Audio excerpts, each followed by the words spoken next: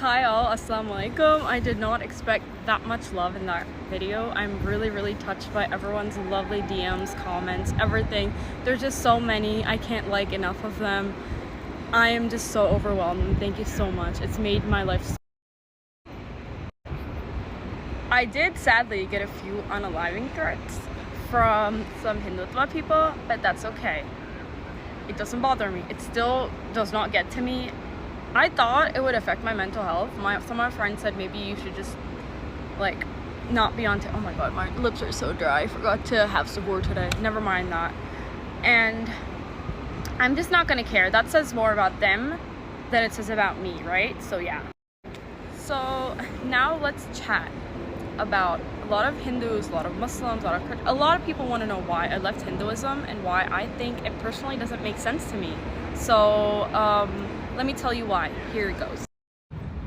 A lot of people ask me what are the main reasons that I left Hinduism, so I'm gonna make it really quick. So here it goes. So I left Hinduism because at the age of 14, when I started researching about Islam very randomly, it didn't make sense to me that you could connect through God through an idol or a person or a middleman or a broker. I quickly realized when I was a kid, especially after watching the movie PK, it's a very good movie. If you haven't watched it, you should watch it, that God doesn't need a middleman. So anyone that says God needs a middleman, it's not true, in my opinion, respectfully. Second of all, I faced a lot of, I didn't face it, I saw a lot of casteism in the Hindu community. I come from a Brahmin Hindu Tamil family, and I have seen places in India where Dalit Hindus are not actually allowed to go into certain temples or stand in the front of the line because of their caste. And I thought that was the most ridiculous thing. There is no way I can support that. There is no way I could ever conceive that being okay.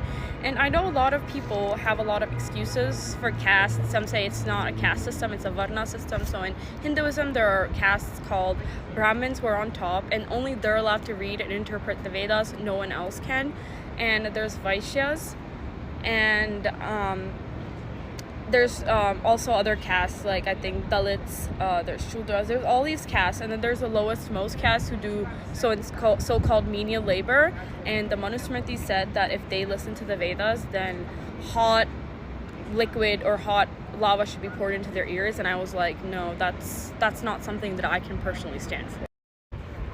And yesterday, a lot of the comments, what really like got to me, I was like, like a eureka moment for me personally, was when people were telling me, wow, you're so horrible, you left what your ancestors practiced.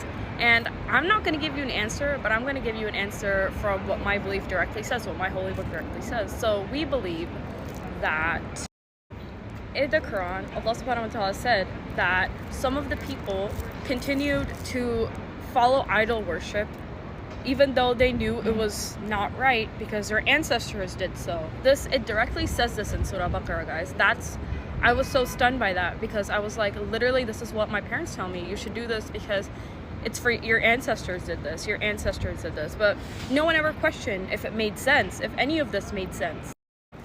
And another story, so since I'm Brahmin, my family's Kuladevam, which is like, it means house god, but it's not a very good explanation. It means like a deity that your house honors. In my house, that was their lord Ram. And let me tell you a little bit what I know about Ram and what Hindus also believe about Ram. So their god Sri Ram, so he was basically a king. For some reason, and he had a wife named Sita, and for some reason, by his dad, he was banished to the forest. And in the forest, what happened to him was his wife got kidnapped by an evil king called Ravan. And Ravan took Sita away because he turned himself into a sage and tricked her to come outside. And then he just kidnapped her and ran away. And Ram didn't know where she was. So he sent a monkey king called Hanuman to go to Sri Lanka, where she was said to be kidnapped. And when he reached Sri Lanka, he did meet Sita, but Sita said, I want to wait until my husband comes. So when Ram went all the way to Lanka, he eventually killed Ravana and he brought back Sita.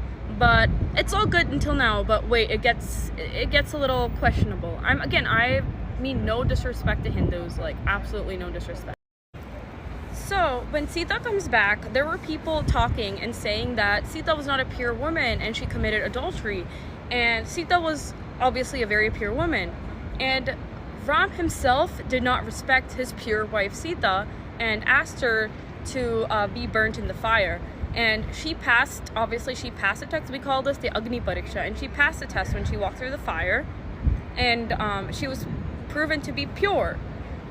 Sadly, it doesn't end here. So then Sita gets pregnant with twins called Lava and Kusha, and Ram, for some reason, still has suspicions over his wife, so he sends her off to the forest.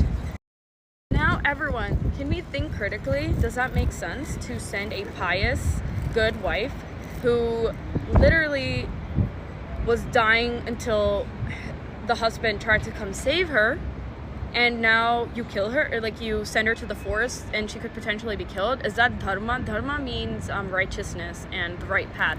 Is that really righteousness? Is that really a right path? When I started questioning all of this, my parents told me to be quiet and that I'm too young to question all of this. But alhamdulillah, I did question it, and I'm really happy where I'm at right now. Thank you for all the comments again. And yeah, like, tell me what other kind of videos you want to see on this page. I really did not expect to blow up that much. Hope you take care. Assalamu alaikum warahmatullahi wabarakatuh.